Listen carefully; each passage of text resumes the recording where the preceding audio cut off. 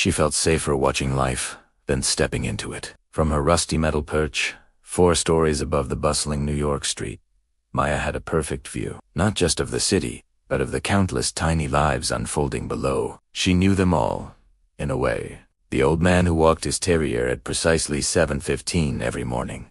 The young couple in the brownstone opposite who argued with their hands and kissed with their whole bodies.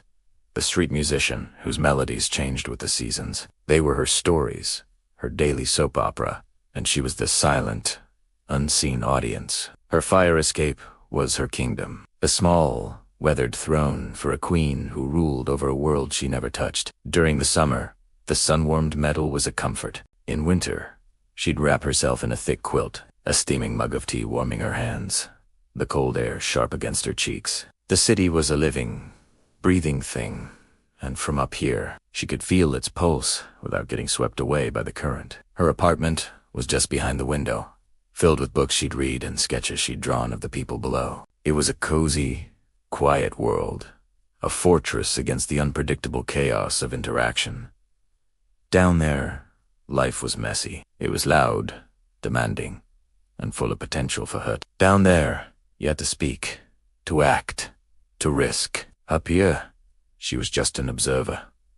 Safe, anonymous. The roar of a siren, the laughter from a nearby rooftop party, the distant rumble of the subway. It was the city's soundtrack, and she knew every note by heart. She watched families grow, friendships blossom and fade, and businesses open and close. She was a historian of a single city block, a keeper of moments she was never a part of. She'd imagine their conversations, fill in the blanks of their lives, and create entire narratives from a single glance or gesture.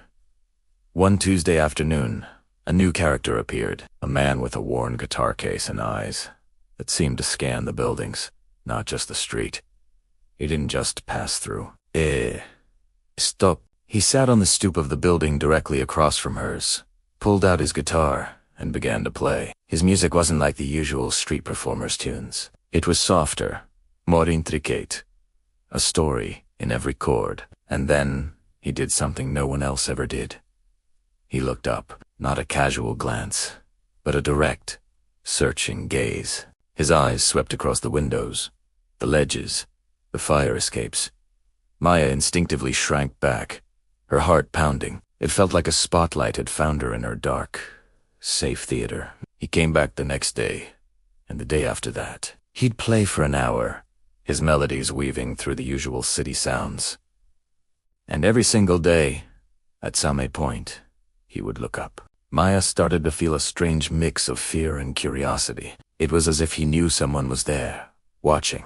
She began to change her routine, peeking through the slats of the fire escape instead of sitting openly.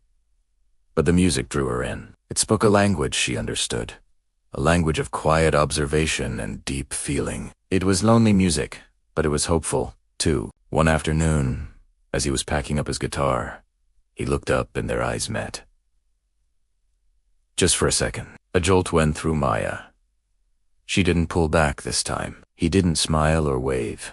He just held her gaze for a brief, electric moment, then gave a small, almost imperceptible nod. He packed his guitar and walked away. Maya's heart was racing. That nod wasn't for an anonymous watcher. It was for her. It was an acknowledgement, an invitation, maybe. For the first time, the solid metal of the fire escape felt less like a throne and more like a cage. The next day, she waited. The familiar anticipation was there, but it was different. It was laced with a new, terrifying excitement. He arrived at his usual time, sat on the stoop, and looked up before he even opened his guitar case. He saw her. He smiled, a small, gentle smile that reached his eyes. And then he began to play. The music was different today.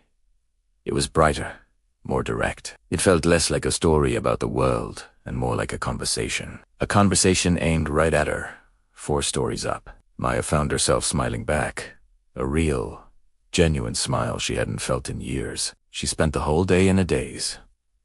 The city noises seemed to fade into the background, replaced by the echo of his melody. The barrier between her world and the world below was starting to feel thin, fragile. The safety she had cherished for so long now felt like isolation. That night, She didn't sketch the people on the street. She sketched a man with a guitar and kind eyes. The next morning, she did something she hadn't done in years. She stood in front of her door, her hand hovering over the doorknob.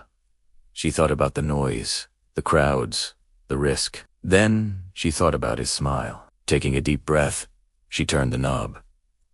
The click echoed in the silent apartment. She walked down the 4 flights of stairs, each step feeling heavier and lighter at the same time. The air in the hallway was stale, but as she pushed open the heavy front door, the city hit her. The smell of street food, the rush of sound, the vibrant, overwhelming energy.